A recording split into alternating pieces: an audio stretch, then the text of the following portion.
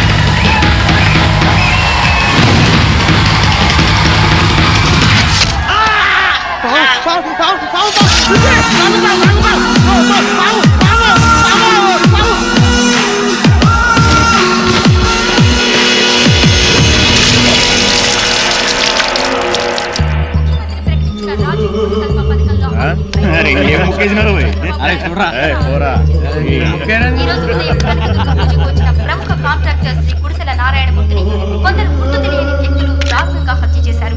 నిందితుల ఆచూకీ కోసం తీవ్రంగా గాలిస్తున్నామని పోలీస్ కమిషనర్ తెలియజేశారు. హత్య గల కారణాలు కానీ దాని వెనుక ఉన్న వ్యక్తుల వివరాలు కానీ ఇంకా తెలియదు. నమస్తే. ఏంట్రా బాగున్నారా? నమస్తే అన్న. పట్టపగలు దేవుడి గుళ్ళో పక్కవాడికి కూడా తెలియకుండా. రైట్, కూర్చో. క్యాష్ తీసుకురా.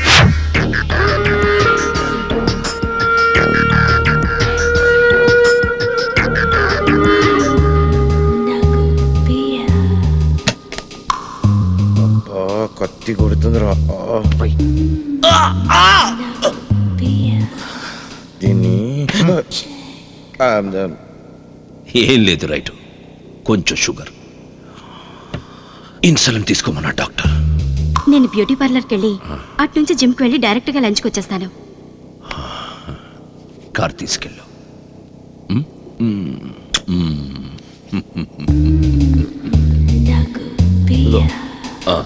ఇదిగో రేటు, లెక్క పెట్టుకో. నమ్మకం ఉంది. అందుకే నువ్వు నాకు నచ్చుతావు. వస్తాను కాసింబాయ్. ఓకే, నమస్కారం సార్. రై పెళ్ళి ఎలా జరిగిందిరా? బాగానే జరిగింది సార్. మంచిది సార్. బాగున్నావా? మరి బాధ్యతలు ఎప్పుడు తీసుకుంటావు? దాని గురించి ఆలోచిస్తున్నా. నమస్తే గాజిం బాయ్. సలాం మినిస్టర్ భాయ్. కూర్చో కూర్చో. ఏమైంది, మెడకు బెల్ట్ చుట్టావేంటి? ఫ్లైట్ లో సీట్ సెట్ కాలేదు బాయ్, మెడ పట్టేసింది. మనిషి 3 దిక్కులే చూడగలడు, మెడ వెనక్కి తిప్పి చూడాలని ప్రయత్నించకూడదు. ఏ ఎయిర్ హోస్టెస్ ను చూడాలని కక్కుర్తిపడుంటావు. అన్న డైమండ్ వాచ్ అడిగా కదా, తీసుకో. గుర్తుంచుకుని తెచ్చావన్నమాట. వాణి వాణి,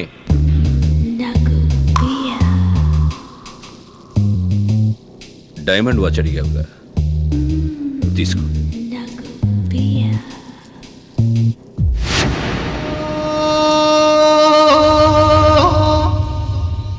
ఏయ్, లోపలికి వెళ్ళు.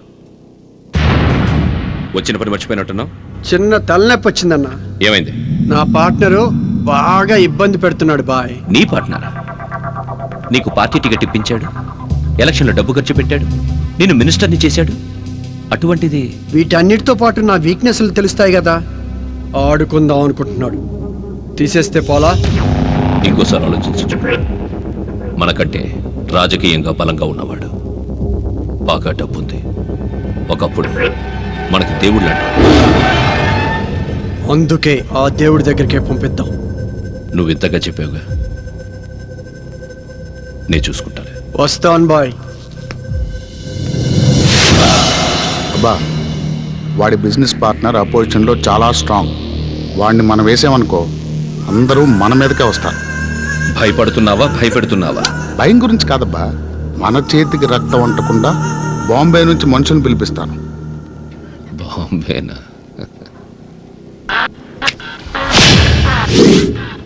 పొద్దున్నే 6 పార్క్ జాయింగ్కి వెళ్తాడు.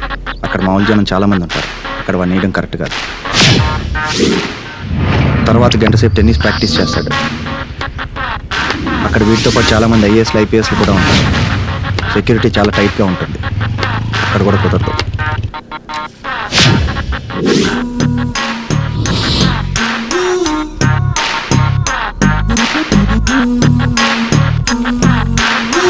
తొమ్మిది గంటలకి ఇంటి దగ్గర నుంచి ఆఫీస్కి బయలుదేరతాడు. అక్కడ అస్సలు కుదరదు.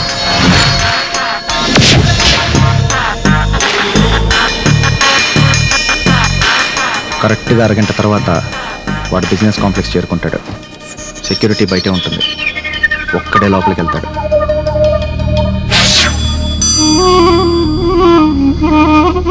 లిఫ్ట్లో కూడా ఎవరిని రానివ్వరు. బిల్డింగ్ లోపలంతా వాడి మనుషులే ఉంటారు. అక్కడ కూడా వాడిని ఏమీ చేయలేం. వాడికి అదే correct place.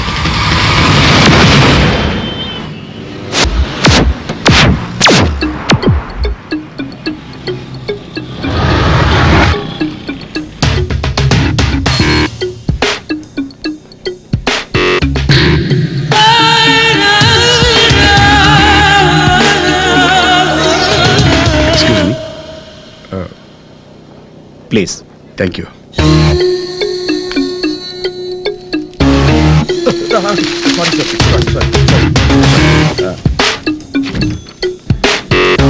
యాక్సిడెంటా? Excuse me, lift under repair.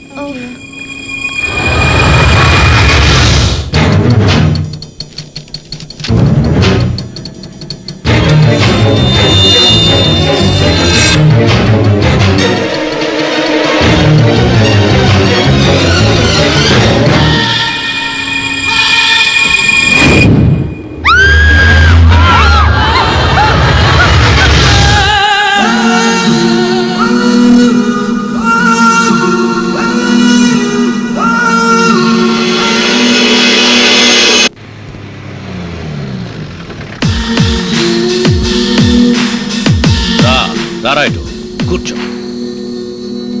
నీ పోటుకి ఎదురే లేదు. ఇంత కరెక్ట్గా నువ్వే వెయ్యగలవు. వాణ్ణి వెయ్యడానికి ముంబై నుంచో బీహార్ నుంచో మనుషుల్ని పిలిపిద్దామన్నావు కదరా. రైట్ టైంలో పని పూర్తి చేసి దర్జాగా వచ్చావు. చూడు, ఏ రైటు, నువ్వు ఎక్కడో ఉండడం ఎందుకు? నా దగ్గరే మాతో పాటే ఉండొచ్చుగా.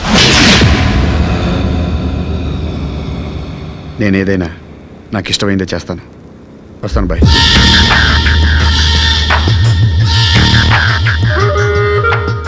వాడు సింహం లాంటోడ్రా.